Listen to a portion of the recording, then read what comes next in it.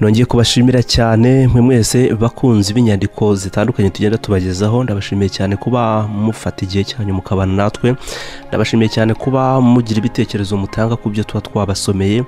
Uyu munsi ndongeye ngarutse mu bundi buryo nanone bwo kubasomera ibitabo. Ngira ngo mu bihe byatambutse mwagiye mwumva ibitabo twagiye tugarukaho, by'umwihariko ibitabo by'umugabo witwa Dieudonné d'Amour Hakizimana. Dieudonné d'Amour Hakizimana n'umwanditsi w'umunyarwanda, akaba umwanditsi wandika ibitabo bifasha abantu kongera kugira imbaraga zo kubaho, kongera kugira imbaraga ndetse n'umuhate no kumenya uburyo butandukanye bwo gukora kugira ngo biteze imbere, abinyuza mu mizingo itandukanye. Umunsi rero ngiye kugera ku muzingo wa gatatu w'ibitabo yagiye abandikira. Abatarabashije kubibona bya mbere nababwira ko biri kuri YouTube channel yaba ya Think Again ndetse na YouTube channel ya Dieudonné d'Amour Hakizimana.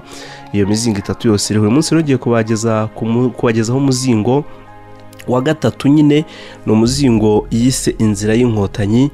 Inzira y'inkotanyi hakubiyemo ubutumwa bwinshi, hakubiyemo message zagufasha kugira ngo ubashe kwiteza imbere.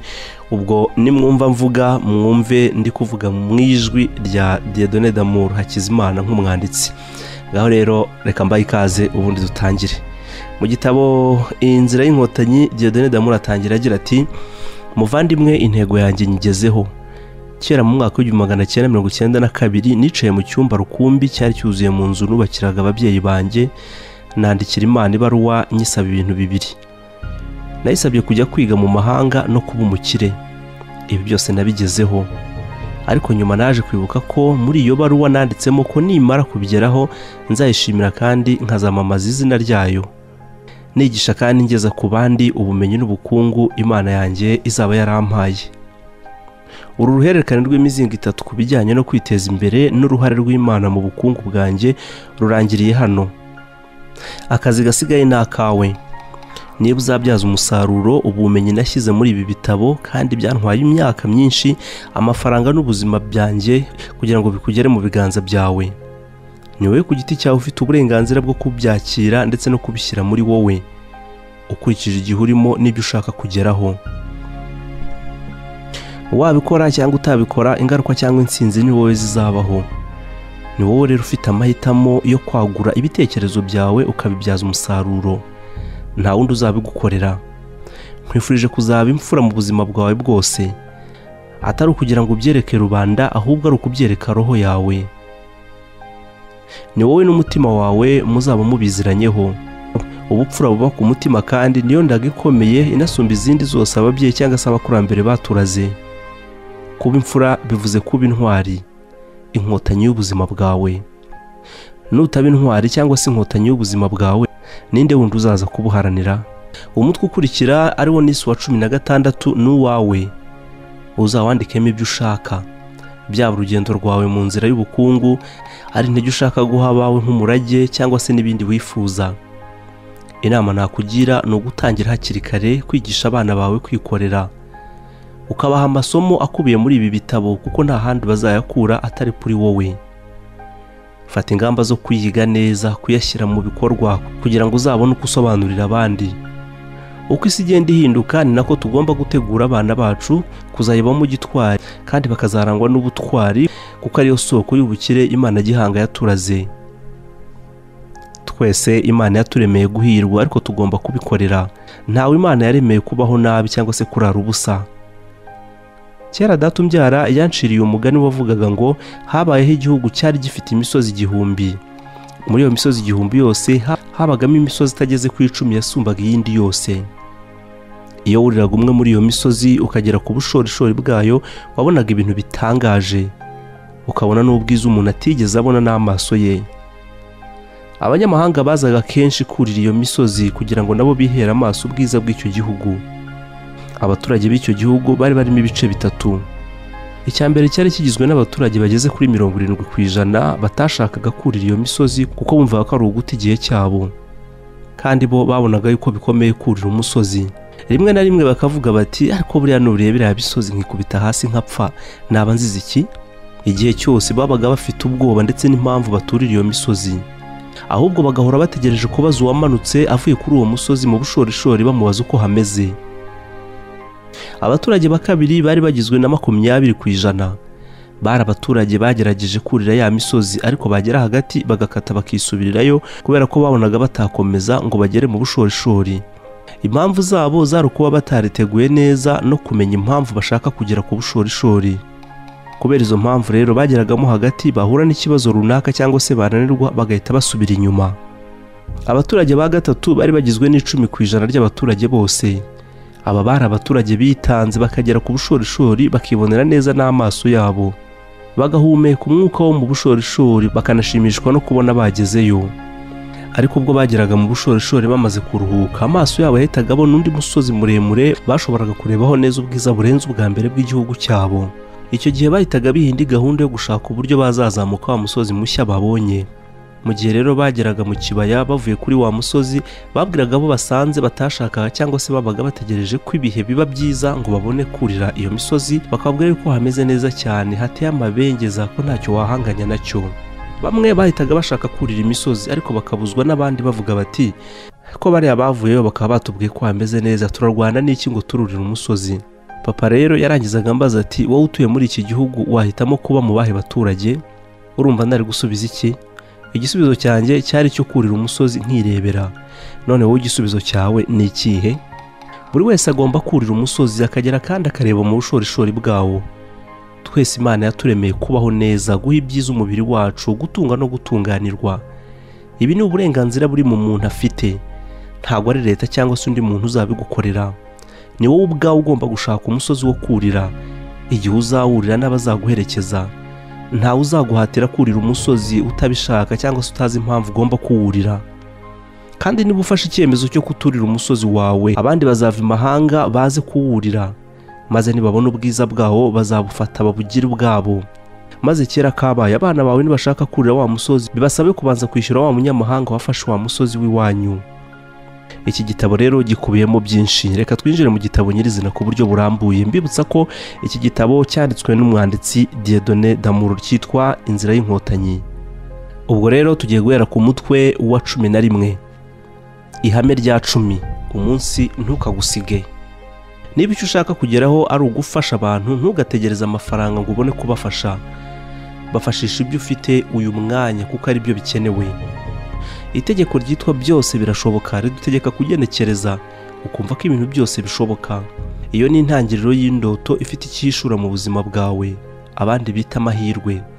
Nicyo kintu cyibanze abantu benshi bibazaho, ariko nanone kigeza ku nsinzi nyamukuru ya byose. Itegeko ryo guhora wihangamo ko ibintu byose bigomba gushoboka nta kabuza rivuga ko kugerageza gukora utuntu twinshi dutandukanye ari nako ba wiha amahirwe yo gukora ibikorwa by'indashyikirwa ku gihe cyagenwe no mu buryo bw'inyamibwa buzira amakemwa. Niyo mpamvu kugira umurongo w'igikorwa kirangwa n'icyerekezo ari byo biranga abantu bagize ibyo bageraho mu buzima. Uko ugenda utinyuka ukaba rwiyemezamirimo niko ugenda urushaho kuba inararibonye n'inzobere bikakuzanira inyungu abandi bita amahirwe. Uko ugenda ugerageza ushyiraho umuhate nibwo wisanga kera kabaye wageze ku nsinzi n'indoto zawe.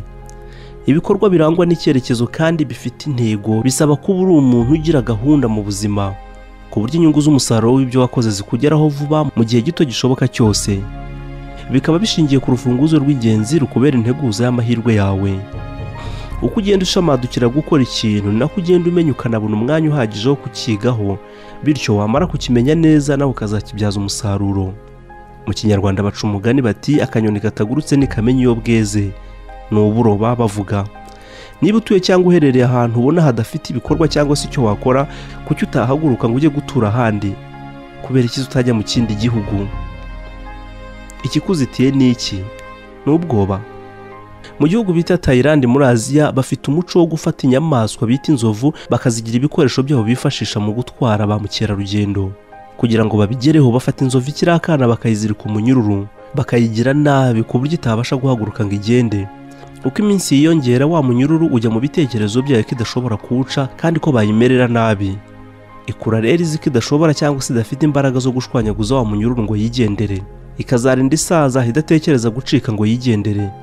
Kandi muzi ukuntu inzovu ishwanyaguza ibiti, amamodoka, imbaraga zayo ntacyo wazigereranya nacyo. ariko kubera ubwoba no kutizera ntabwo izabasha kugira ubugabo bwo kuyiha ubwenge bwo kubaho nk'izindi nzovu. None wowe umunyururu ukuboshye ni uwuhe? Kuva tukiri abana baratubwiraga bati jya kwiga, ushaka akazi, wubaka inzu, ushaka umugore, usaze byibura ufite amafaranga yo kujya mu zabukuru. Iyi ntekerezo yinjiye mu bantu benshi. Ntacyo bashobora gukora atari ugushaka akazi. Ese akazi niko konyine gashobora kukugeza ku buzima bwiza cyangwa ubukungu? Indi minyururu igaragara ni iyihe? Ese inyigisho mpabwa mu idini ndimo iranyubaka? Ese zintera gutera imbere? Inshuti mbanye nazo ziranyubaka cyangwa ziranzirika? Ubuzima bw'abantu benshi nagiye nigishira isomo bwarahindutse ibi byanyabyo bitewe nuko bagiye bashira ubwoba bagafata ingamba zikomeye mu bikorwa byabo. Abanyeshuri bashize ubwoba bahitamo gukurikira amasomo bakunze kuruta y'ababyeyi babo babahitiyemo. Bamwe bavuye aho bavukiye bimukira ahandi, abandi b'abacuruzi bamamaza ibicuruzwa byabo cyangwa kunyuza inkuru mu bitabo no mu binyamakuru z'ibyo bakora.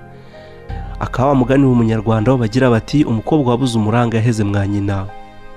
Ibyo rero byagiye bibaha igitekerezo cy'uko burya iyo ubaye inkwakuzi no gushyira mu bikorwa igitekerezo cy'indoto zawe abandi bakizarira cyangwa se batarahumuka, byagiye bigaragara yuko bihindura ubuzima bwa benshi, ubu bakaba babayeho neza. Burya koko babivuze ukuri ngo inyoni zazindutse cyane zitanga izindi kurya imbuto ziryoshye.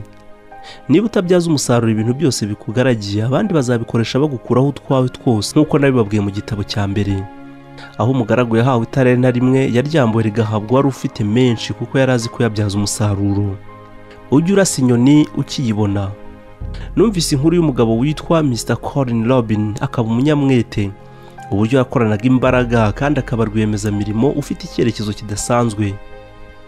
Uyu mugabo akomoka mu gihugu cya Canada. Umunsi umwe ubwo yari yicariye ku mwaro w'amazi y'inyanja mu birwa bya Hawaii, akubitana n'abantu bacuruzaga ibinyamakuru ku muhanda. Mu gihe yasomaga icyo kinyamakuru yaguye ku itangazo ryamamaza rikeneye umuntu w'inyangamugayo wakorera kampani. Yari kampani imwe yo mu mujyi wa California. Yihatiye kumenya ibijyanye no kuba rwiyemezamirimo w'imitungo itimukanwa, kuba umukomisiyoneri no kubaka amazu akodeshwa. Yaboneyeho uburyo bwo gukopera uyu mushinga akawujyana iwabo hataragira undi muntu w'umutanga. Yahagurutse bwangu ku mwaro aho yirangazaga, asubira mu ihoteli yari acumbitsemo, apakira bwangu na bwangu twangushye, akatisha itike yurira indege yerekeza Los Angeles.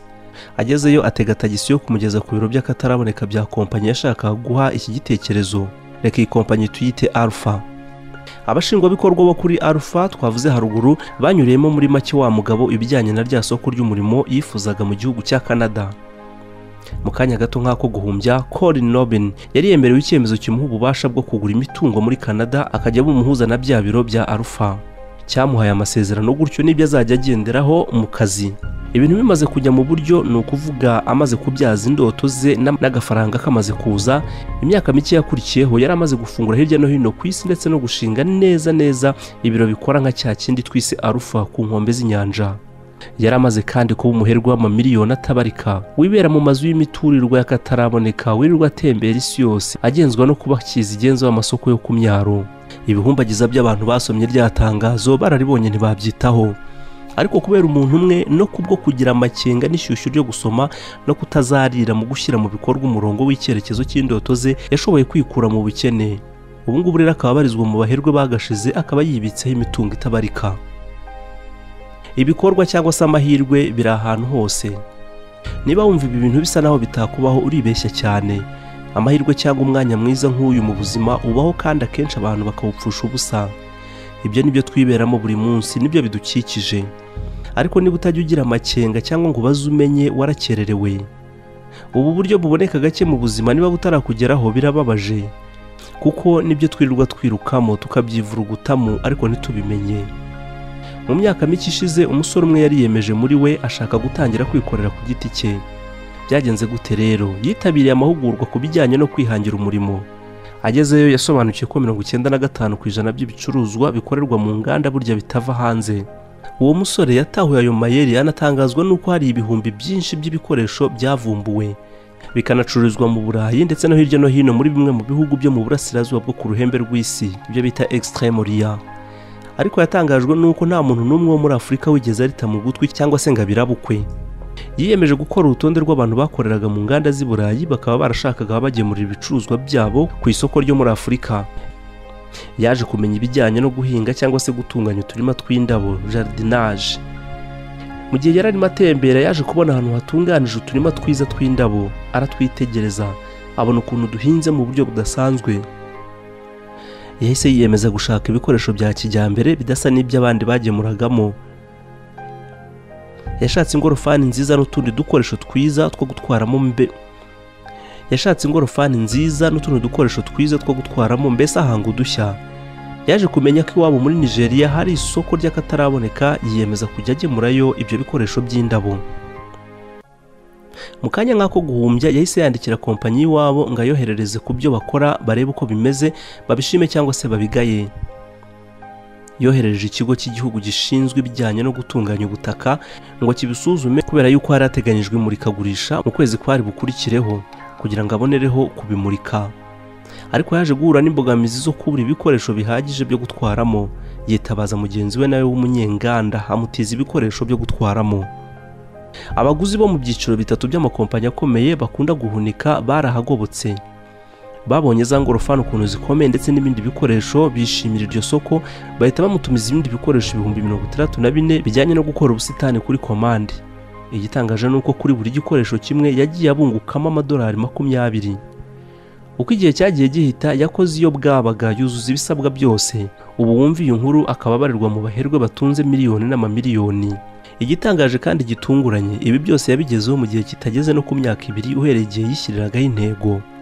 Biragaragara ko yafashe icyemezo cya kigabo agashobora kugurisha ingorofani n'ibindi bikoresho 64,000 bijyanye no gutunganya ubusitani. Hari abandi baherwe batunze amamiliyoni kandi bayakuye mu gukora ibintu byinshi bitandukanye, ndetse n'abandi batunze ibya mirenge bibarirwa mu gaciro karenze amamiliyoni y'amadolari bakaba baratangiriye ku gishoro gito cyane, kandi bakaba baragiye bihugura buhoro buhoro mu kwiyungura ubumenyi. Rimwe na rimwe usanga nta n'ubunararibonye babifitemo, gusa bakagera aho babimenyera. Ariko usanga icyo bahuriyeho bose muri rusange ni uko utazarira mu guhita bashyira mu bikorwa indoto zabo zijyanye n'ibikorwa cyangwa se amahirwe baba babonye ntibayapfusha ubusa. Hari umuyobozi w'igihugu kimwe cya Afurika ukunda kuvuga mu mbwirwaruhame ko amahirwe aza rimwe mu buzima. Uko ugenda urushaho kwiga neza isoko ry'umurimo niko ugenda wunguka ubwenge no kwaguka mu bitekerezo bikuganisha ku iterambere n'insinzi ya muntu. Uko ubumenyi waba ufite bwaba bungana kose, jya ugira amakenga kandi uba umuntu urangwa n'ubushishozi, bityo bizakorohere kuba umunyamahirwe w'indashyikirwa no kugira igikundiro cyo gushobora gutera ikiraka igihe kibonetse. Kongera umwanya w'amahirwe ubonye nk'ingamba yo kugera ku nsinzi. Rimwe mu mahame y'ingenzi asumba ayandi yose akaba ashingirwaho mu bijyanye n'amahirwe nivuga iti koresha imbaraga n'umwanya w'amahirwe ubonye mu kugera ku nsinzi. Bishingiye ku ihame ry'ubugenge ry'ibiyaga bimwe bikaba byifitemo ubushobozi bwo kunyeganyega cyangwa se kugenda, ibindi bikaba nta ngufu bifite byo kuvaho biri cyangwa se guhindukira. Iri hame rikaba ryaravumbuwe n'umugabo akaba n'umuhanga mu bugenge wo bita Isaac Newton, aho agira ati umuntu ari kugenda cyangwa se kuyega igituma akomeza guhagarara ngo atagwa nuko akomeza urugendo ntahagarare. Ahagaze umwanya munini yaruha akagwa cyangwa se agacika intege. Kuzongera kubyutsa umutwe bimusaba imbaraga zitari nke, ndetse bikamugora guhaguruka iyo yarambaraye hasi. Urugero, byagusaba imbaraga zikubye inshuro 10 zizo wakoresha mu guhaguruka cyangwa se kubyuka, ariko mu gihe usanzwe wigendera wakoresha imbaraga zitarenze inshuro 1, ariko mu gihe usanzwe wigendera wakoresha imbaraga zitarenze inshuro 1 cyangwa se 2 z'urugero wakoresha wigendera bisanzwe. Ariko nanone iyo ubihagaritse kubera impamvu nkuko twabibonye, bigusaba imbaraga nyinshi zikubye inshuro 10 by'imbaraga wakoresha kugira ngo wongere kugenda. Iyi akaba ariyo mpamvu abantu benshi bahagarara kugenda umwanya munini barwara amabavu. Iyi akaba ariyo mpamvu abantu benshi bahagarara kugenda umwanya munini barwara amabavu bikabananira kongera gutera intambwe. Iri hame risobanura neza ko abantu bagira ibyo bageraho mu buzima ari babandi bataruhuka, batagoheka, bahora bashakisha ingamba nshyashya zabateza imbere nta guhagarika gahunda y'urugendo. Bahora bakubita hirya no hino bakora bagenda ubutaruhuka. Hari imvugo yogeye hose ibimpamo igira iti ku mwaro wuzuye gushidikanya niho harambaraye amagufa y'abantu benshi utabara bishwe n'umwuma, noneho mu gihe cyo kuzatahukana insinzi kubera ko bamaze igihe kinini biruhukira bashiduka barahatakarije byose aho ngaho ku mwaro binezeza. gukomeza kwibikamo imbaraga ndetse no kwigirira icyizere bisa naho uba utangiye kwitegurira amatunda aryoshye ku mbehe cyangwa se isahani izahinduka imibereho yawe mu gihe kiri imbere. Dufate urugero, mu bihe bya kera by'abaromani hari umukino bakinaga wakundwaga cyane byo bita Jeux Olympiques. Uwo mukino wakinirwaga muri stade ifite ishusho y'umuzenguruko. Noneho uko umukinnyi yashakaga gusimbuka ngo agere kure hashoboka mu kirere, yazaga yiruka n'imbaraga nyinshi, agera aho agomba gusimbukira akishingikiriza ku kibando kikamuzamura kure cyane iyo mu kirere, bityo agashobora kwesa umuhigo we wo gusimbuka neza. Ariko mu gihe yasimbukanaga umuvuduko muke ntiyashoboraga kugera kure kandi umukino wahitaga urangira atsinzwe. Ni muri ubwo buryo gukomeza kwibikamo imbaraga ndetse n'icyizere nawe bishobora kukugeza kure, ejo ugasanga uri umuherwe w'ibihe byose. Ngira ngo wumvise neza imbaraga ndetse n'ubunararibonye bwo kugira ngo umuntu wifuza gusimbuka neza ngo agere kure, imihati agomba gushyiraho ngo agere ku ntsinzi y'ubukire. Niyo mpamvu mu buzima ujye uteganya akanya ko kuruhuka no kwirangaza, ushyire ubwenge ku gihe, ugaruke nyuma y'icyumweru kimwe cyangwa se 2 wararuhutse neza. Niba warigeze gutakaza akazi ku maherere cyangwa se ukakirukanwaho, uzi ukuntu bibabaza. Imbaraga n'umuhate wongeye gushyiraho kugira ngo ukabone ni wowe ubizi, ijoro riba wariraye. Rimwe na rimwe birakugora kugira ngo wongere ugaruke kuri gahunda ndetse no mu murongo w'ubuzima busanzwe abakozi baba babayemo. Bifata iminsi n'utunsi ugereranyije n'igihe uba waratakaje udakora.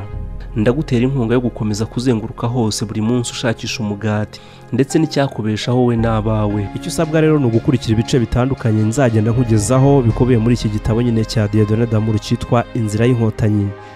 Iyi ni episode ya mbere, reka mbe nsubikiye aha ngaha dusubire muri episode ya 2.